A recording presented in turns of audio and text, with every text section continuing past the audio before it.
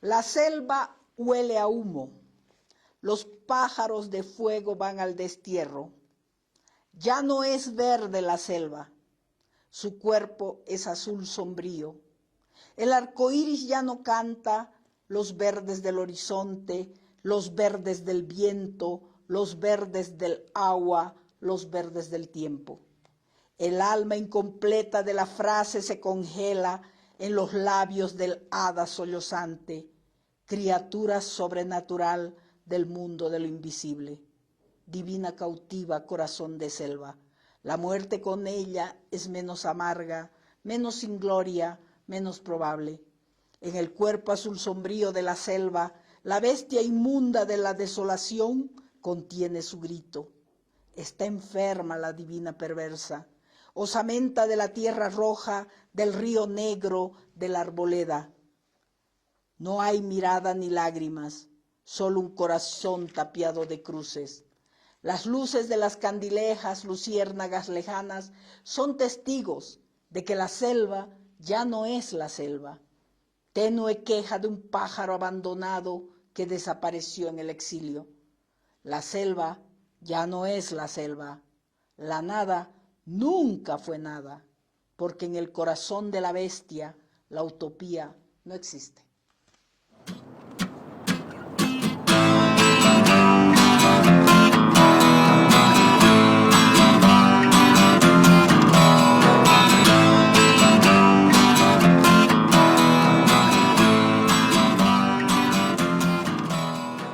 Yo soy de Riberalta, Beni, y Riberalta es un departamento, es un pueblito amazónico en el departamento del Beni, y al ser un pueblito amazónico que está a la orilla del río Beni, el paisaje prácticamente es un paisaje poético, ¿no? Idílico.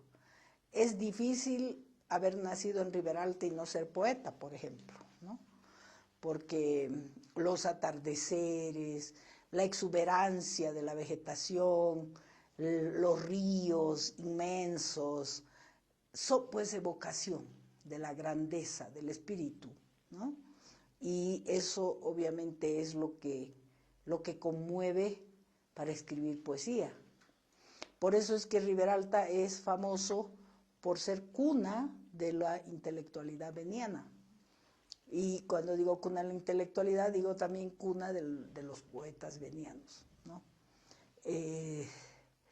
Ahora, conocí a un famoso poeta en Riberalta que se llama Pedro Shimosi, que está exiliado en España.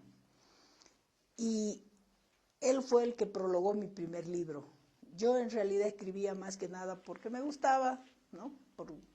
Pero no pensando en que iba a publicar algo. Y cuando lo conocí a él y él vio mis poemas, me dijo, debes publicar, ¿no? Por eso es que mi primer libro, que se llama Detrás del Cristal, lo ha prologado él. Y Pedro me dijo una cosa que me marcó mucho. Me dijo, si quieres ser una buena poeta, huye de la tierra, huye del amor. ¿Qué me quería decir? Que tienes que esforzarte para salir de los temas comunes. Toda persona que empieza a escribir, escribe sobre la tierra, escribe sobre el amor, ¿no? Entonces, si uno quiere ser un buen poeta, en el consejo de Pedro, tiene que tratar de profundizar su escritura. Y se profundiza la escritura saliendo de esos temas que son recurrentes, ¿no? Entonces, a mí, como todo poeta que se inició o se inicia en la poesía, empecé escribiendo de la tierra y empecé escribiendo del amor. Pero ahora, actualmente, me he ido tan lejos que esos libros, digamos, pertenecen a mi juventud, podríamos decir, ¿no? Mi último libro de poesía es Inquietud de ausencia. Inquietud de ausencia ya es un libro existencial. que muy poco tiene que ver con la tierra, muy poco tiene que ver con el amor. En mi vida personal nunca he pensado ser poeta, ¿no?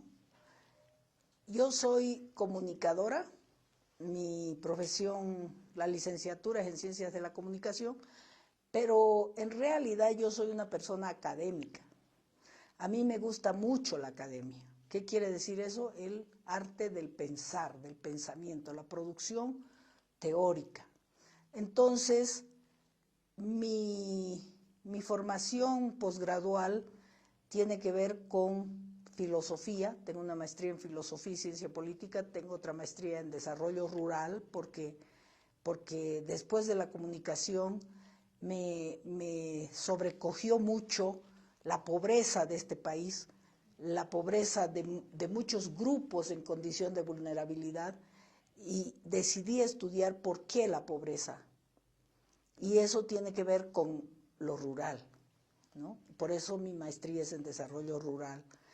Y después me di cuenta que las profesiones técnicas no te ayudan mucho, porque son herramientas, pero no hay contenido como para provocar la reflexión. ¿Por qué se es pobre? ¿Qué pasa ahí? ¿Y por qué se es pobre en lo rural? ¿Y por qué ciertas personas y no otras son las que son pobres? Entonces, para poder lograr una reflexión de la realidad, es la filosofía, para mí, ¿no? Entonces, me entré a la maestría en filosofía y ciencia política. Pero como suele ocurrir, no es suficiente. Para mí nunca ha sido suficiente. Entonces, hice el doctorado en filosofía y desarrollo ¿qué se llama? En general, ¿no? Para casar lo práctico con lo teórico. Y luego, como no era tampoco suficiente, porque yo soy así, es parte de mi carácter, hice el postdoctorado en filosofía, ciencia y tecnología. Entonces, con esa formación académica, no puedo decir que ya llegué a la meta, aunque el postdoctorado es el último grado por ahora que hay en conocimiento, pero por lo menos creo que tengo una base suficiente de conocimiento como para analizar la realidad y proponer cosas sobre esa realidad. ¿Y por qué decidí agarrar el campo de la formación académica? Porque soy activista. Y ser activista es una responsabilidad muy grande para con quienes son parte del activismo, ¿no? En mi caso, las mujeres, los LGBTIQ, los pueblos y naciones indígenas amazónicos. Entonces, ser activista para la defensa y la emancipación de esos grupos requiere estar muy bien formado, porque tienes que pelear discursivamente contra otros que no están de acuerdo con que esa gente sea libre, ¿no es cierto? Porque hay intereses muy grandes. Entonces, si tú quieres competir o si tú quieres pelear, mejor diríamos, entablar una batalla contra esos que piensan distinto a ti, tienes que estar muy bien preparado, ¿no? Yo creo que ser activista es una responsabilidad muy grande y por eso me he dedicado a la producción teórica. Yo tengo muchos libros que tienen que ver con ensayos teóricos, donde expongo mis ideas, donde expongo lo que pienso que debe ocurrir con estos grupos humanos y por dónde podría ir la emancipación de estos grupos. Ahora, ¿eso significó haber dejado la poesía? No, porque la poesía, al igual que el cuento, son otras formas del discurso, son otras formas del trabajo con las palabras. Y para mí, todo confluye en mi lucha. Entonces, mi poesía es una poesía que toca los temas más profundos de esa lucha. Mis cuentos son cuentos de denuncia, como diría la profesora Marcela Gutiérrez, son cuentos sociales, donde siempre hay un trasfondo de denuncia. Entonces, podría decir que en mi caso, los distintos géneros que cultivo, que son la poesía, el cuento y el ensayo, confluyen todos en esa opción de vida que yo he hecho, que es el activismo. Los retos del activismo es que, en mi caso, yo solamente tengo mi voz y mi cabeza, ¿no? Frente a gente que tiene mucho dinero para impulsar sus luchas. Entonces, ¿qué significa tener mucho dinero? Significa que tienes acceso a la televisión, a la radio, a los programas, a los afiches, a imprimir libros, en fin, ¿no? A hacer eventos, cumbres, qué sé yo. Y tienes entonces llegada a mucha gente de una sola vez, ¿no? Eso no lo tengo yo. Y llegas con tu mensaje. Esos mensajes para mí tienen que ver con formas de dominación. Por ejemplo, decirle a los indígenas que van a emancipar desde lo indio, para mí es un error. Porque indio es el insulto que te puso el colonizador. Aquí no había ningún indio. Aquí habían matrices civilizatorias que la colonia expolió, extirpó y destruyó. Entonces, ¿por qué tú te vas a reivindicar indio? O indígena, como quieras. No, porque no te reivindicas desde tu nación, desde tu matriz civilizatoria. Y lo mismo ocurre con las mujeres. Se reivindican desde su vagina. ¿Por qué? Y lo mismo ocurre con los TLGB. Se reivindican desde sus prácticas sexuales. Soy gay. No existe esa vaina, soy gay. No hay nadie en el mundo que sea un gay. Eso es un insulto. Tú eres un ser humano, una potencia en acto. Eres mucho más que tus genitales y lo que hacen o dejan de hacer tus genitales. Entonces yo no estoy de acuerdo con esos discursos que son otras formas de dominación y de opresión. Pero ¿cómo competir contra esos que tienen todo el dinero, el discurso, todo a su disposición? Bueno, el reto que tengo, y de hecho lo hago de esa manera, es que siempre estoy en todos los lugares donde me invitan, como una hormiga. ¿Por qué? Porque quiero que me escuches, porque no tengo otra forma. ¿Te das cuenta? Entonces estoy en Oruro, estoy en Santa Cruz, estoy por aquí, por allá, de gente que se ha dado cuenta que esas son formas de dominación y quieren ver otras alternativas y organizan. Y el 90% de mi trabajo de esa manera es gratuito, porque esas personas solo tienen su voluntad de poder, no tienen dinero. ¿Te das cuenta? Entonces, con que me organicen el evento, con que me armen el espacio, ya es un gran aporte para mí. Ahora, cuando hay una institución que quiere pagarme, bienvenido, ¿no? Porque yo también soy una persona que tengo casa, hijos, familia, en fin, ¿no es cierto?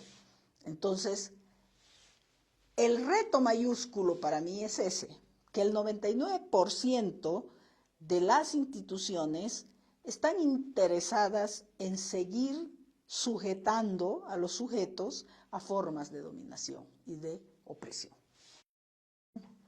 Creo que para poder salir de los temas comunes, primero necesitas encontrarte a ti misma y liberarte, porque todos somos sujetos, ¿no? Nadie puede decir yo no soy un sujeto colonial. Somos sujetos porque la colonia ocurrió en estas tierras y hemos devenido sujetados a esas formas de dominación, de opresión y de alienación de tu mente, ¿no? Entonces, en mi caso, decidí con mi segundo libro empezar a explorar otras formas de sensibilidad. nosotros tenemos el cuerpo colonizado. ¿Qué significa? Que no está abierto a establecer relaciones de amor con un otro distinto, ¿no?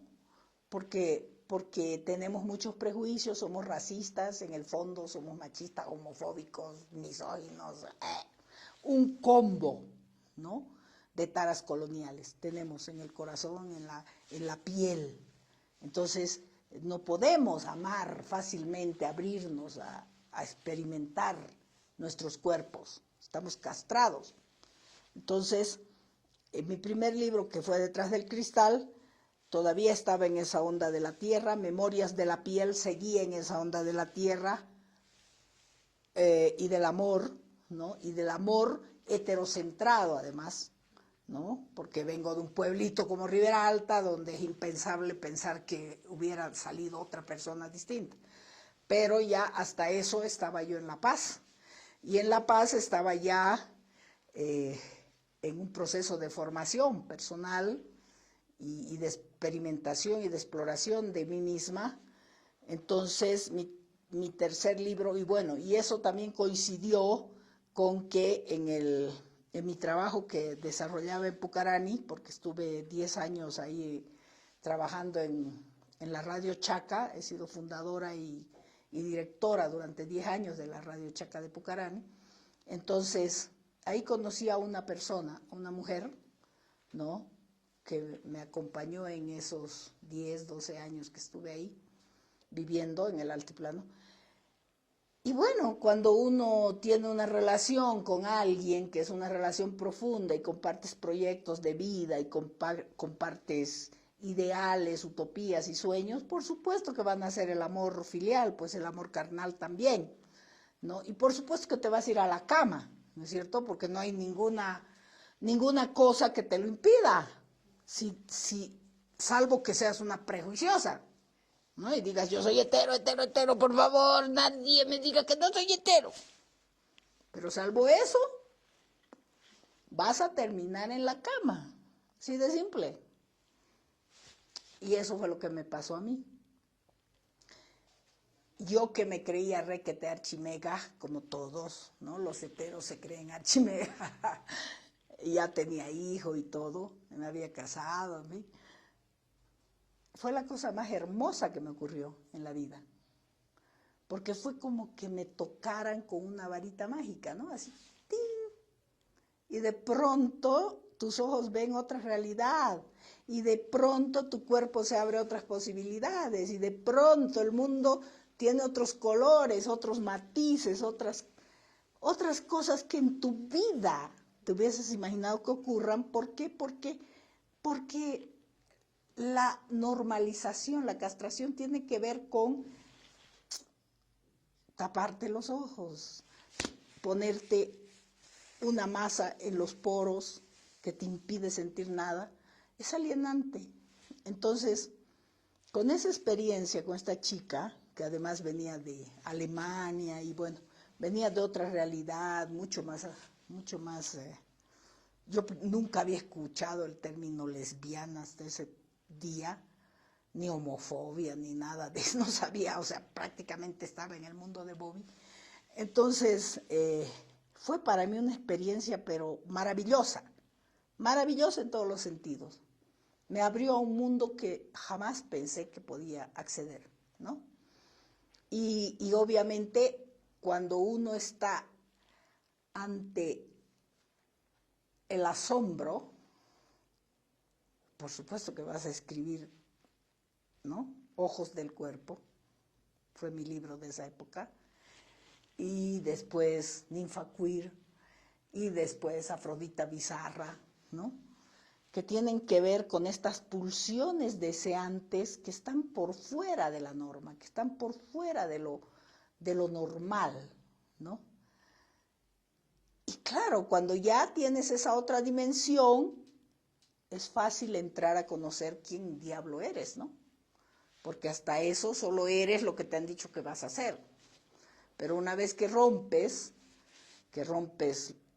por decir así, los tabúes o las prohibiciones, ya puedes devenir lo que quieras, ¿no? Ya no hay límite, digamos.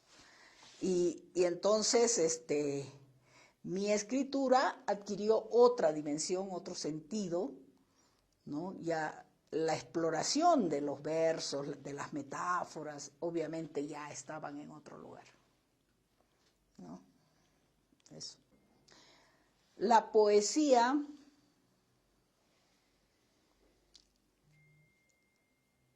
es lo que va a salvar el mundo frente a la máquina, ¿no? Ahorita estamos obnubilados con la inteligencia artificial, que no es más que un remedio de nuestra inteligencia, ¿no? Pero por alguna razón, oh, wow, la inteligencia, perdón, no piensa la máquina, déjate cuentos, ¿no es cierto? Sistematiza lo que nosotros pensamos.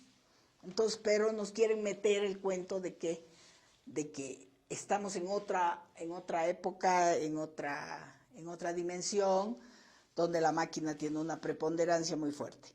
En todo caso, mira, yo te voy a decir, todo lo que el ser humano ha hecho desde el Paleolítico hasta nuestros días es copia de la naturaleza, incluida la inteligencia artificial. ¿Qué ha creado realmente el ser humano? Nada. Es un copión. Es un copión. Analiza el arte, analiza la ciencia ficción, ¿no? Robocop, unos camiones brutales, se transforman, se mueren. Un superhéroe mega archi, lo matas. Entran en guerra. ¡Puta, qué falta de glamour! No, igualito a los humanos. ¿Cuál es el límite de nuestra ciencia ficción?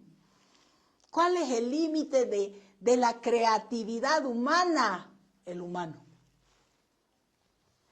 Creamos marcianos en mundos extraordinarios que no sé qué, son humanoides.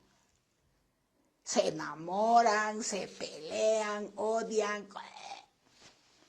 No hemos salido, no podemos salir. Y nuestras criaturas artísticas son imitación de la naturaleza. Lo que hace inteligible lo que crea el humano es la Tierra, es el planeta, es lo que está ahí.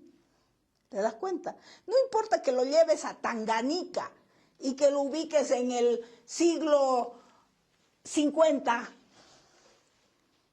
¿no? No en el siglo XX, en el siglo 50, seguirá teniendo como límite el humano. Seguimos copiando. Una sola cosa no copiamos. La poesía. La poesía, ¿por qué? Porque es del alma humana. Y el alma humana es un misterio. Desde que el ser humano es ser humano, no sabe lo que es el alma. Y no sabe, por ende, lo que es la vida. Y por ende, qué es la muerte. No tiene idea. En 21 siglos actuales y en otros 50,000 años anteriores, no ha descubierto qué es la vida ni qué es la muerte. Y por ende, ¿cómo es que yo te digo esto? ¿Y cómo es que tú me responderás con algo inédito? ¿Y cómo es que si los hacemos escribir a estos jóvenes, nos harán otro verso jamás dicho? ¿Te das cuenta? Entonces, ¿la máquina escribirá un poema alguna vez? No. Le dices a la ChatGPT, hazme un poema a la flor y te saca una pavada que ahora más abajito te dicen, cuidado que esto sea plagio, te ponen ahí abajito, ¿no es cierto? Porque la ChatGPT se lo ha carpido de algún lado del internet. Entonces eso le pertenece a alguien, algún humano que ya dijo eso que te está diciendo la ChatGPT. Entonces, ¿a qué lado vas a hacerla parir un verso a la ChatGPT? ¿Qué es ser humano? Escribir poemas, diría yo. ¿Qué nos diferencia de la máquina? La poesía. ¿Cuál es su poder? que no necesito explicarte. No necesito hacer un taller para que tú entiendas de qué se trata este libro. Tú lo vas a leer y tú vas a actuar en consecuencia. De esto puedo dar un taller para que contextualizarte las historias, los cuentitos, en fin. De los ensayos tengo que darte un taller porque te tengo que explicar las categorías que estoy manejando, desde qué escuela, qué sé yo qué. De aquí no te doy ningún taller. El alma humana se deja tocar mágicamente por las palabras. Entonces, el poder de la poesía es impresionante. Es lo que va a salvar el mundo, yo pienso. El poeta no debe por ningún motivo dejarse intimidar por la máquina. No debe, porque no es competencia la máquina. La máquina es copia, es mismidad, es lo mismo de lo mismo. Entonces, el poeta es un obrero, es un alfarero, es un artesano de las palabras aladas, como diría Homero. Es un trabajador de las palabras. Eso es lo que es. Y un trabajador, un artista, porque el artesano es un artista, ¿no?, de las palabras y de la realidad. ¿Qué es? Es un creador, no es un copión. Las personas que trabajan con las palabras, al igual que las personas que trabajan con los materiales en el arte, sea pintura, escultura, en fin, es un creador. De la nada crea. Es un Dios. Porque ¿qué define lo que es un Dios? ¿Qué define a los dioses? La capacidad de crear. ¿La máquina crea? No, la hemos creado nosotros. La apago, ¡puf!, y se acabó. Ya está. Ese es su límite. No nos mientan, chelos que estudian informática, esas cosas. No, pues, no sean mentirosos, a ver. No, hay que poner en su sitio las cosas, ¿no? Quieren hacernos creer que la máquina piensa, que la máquina tiene inteligencia propia, que la máquina algún día irá sola por el mundo inventando cosas. No, la máquina es una criatura. ¿De quién? Del humano. Es una copia, una reproducción. Bueno, el trabajo de lo humano en todas sus variedades es ser creador. Cuando los grandes filósofos maestros de la filosofía decían que hemos sido hechos a imagen y semejanza de los dioses, que es lo que nos ha acompañado desde que el mundo es mundo, los dioses, en todas sus variedades, desde el rayo, la Pachamama, qué sé yo, hasta el Dios cristiano, todos ellos, su cualidad era la creación. ¿Cuál es el rol de un poeta, de un artista? Crear, porque en la creación está la libertad absoluta además. ¿Qué quiere decir? Aquella libertad del alma donde no puede interferir el poder. Su paradoja del poder. Ahí, papi, no puedes entrar. Aquí no podés entrar, ¿no? Entonces, esa es la resistencia del alma humana, del espíritu humano, ¿no?, donde radica la libertad absoluta. Ese espacio donde no puede entrar el poder. Este es uno. El otro es mi cuerpo. Así que cuando estás haciendo el amor con tu chico, no te castres, nene. No hay nadie ahí más que tú y ella, o tú y él, o los dos, ñatos o ñatas, o lo que quieras. No te castres, sé libre. Ahí tampoco puede entrar el poder. Que no te hagan confusiones de que te está mirando un ojo. No, nadie te está mirando. Séte libre, sé feliz. Ese es el tema para mí. La poesía, ser poeta y manejar las palabras desde la metáfora y desde las figuras literarias es un esfuerzo muy grande. Y requiere saber, requiere conocer, requiere mucha lectura. Actualmente, esta avanzada de la tecnología nos ha hecho creer que no hay que leer. Andate al TikTok o anda a la Wikipedia o anda a Google y pregúntale, ¿no es cierto? No, señor, nada reemplaza un buen libro. Leer un buen libro, ¿no? Entonces, lean, jóvenes, lean, porque para escribir bien hay que leer mucho. Hay que conocer el arte que uno practica. No es cierto, salvo que seas un iluminado, y eso es una excepcionalidad, no es cierto que un borrachín tirado en el piso va a ser algún día un buen poeta. No es cierto. Eso se llama mito, mitología. No. Yo sé que tendemos a ensalzar esas figuras como modelos, ¿no? En nuestra cultura, y no solo en nuestra cultura, también en otras culturas. Pero actualmente ya sabemos que un excelente poeta es aquel que practica su arte, como un escultor. Un excelente escultor es aquel que está todos los días 24/7 haciendo esculturas. Ese va a ser un excelente escultor. Lo propio ocurre con el escritor. Para escribir bien tienes que leer mucho, mucho, y practicar mucho. Entonces, no dejen la lectura. Ustedes han decidido, nadie los ha obligado, nadie les ha puesto una pistola en la cabeza. Ustedes han decidido comprometerse con las palabras. Es un compromiso muy grande, muy importante. Entonces, hay que ser consecuentes. Para cerrar, les voy a leer este poema que tiene que ver con una cosa que nos pasa a veces a los poetas. Nos quedamos mudos ante la contundencia de la realidad, ante la impotencia de lo que ocurre, ¿no? Nos quedamos mudos. Esto se llama así, muda.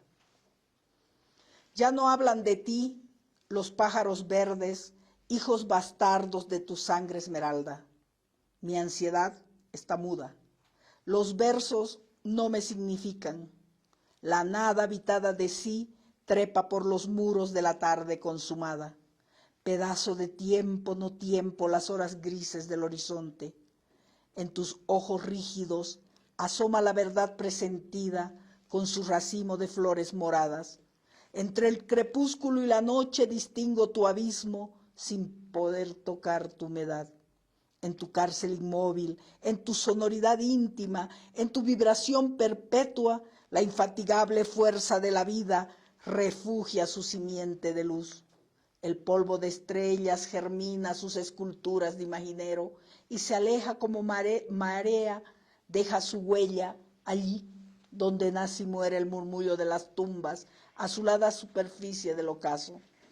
Me refugio en mi pensamiento, museo infinito de ideas, rara flor en el insignificante florecer del alma.